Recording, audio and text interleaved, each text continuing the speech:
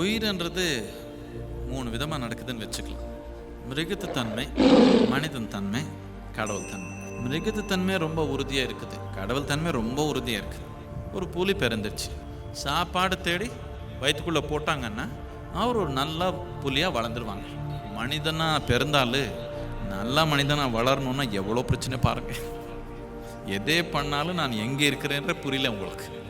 இங்கே யாருனாலும் இருக்கிறீங்களா? இவ்வளோ பேரில் 24 மணி நேரம் நீங்கள் நல்ல மனிதனாகவே இருக்கிறீங்க. அந்த மாதிரி யாருனாலும் இருக்கிறீங்களா? ஒரு க்ஷணத்தில் ரொம்ப நல்லா விழுந்துட்டீங்க, அடுத்த க்ஷணத்தில் ரொம்ப மோசமாக போகிறீங்க, இன்னொரு க்ஷணத்தில் வேறு மாதிரி போகிறீங்க.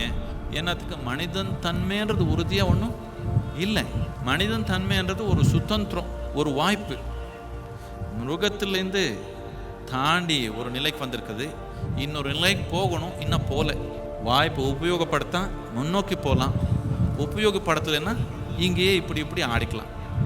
அவ்வளோதான் வாய்ப்பு.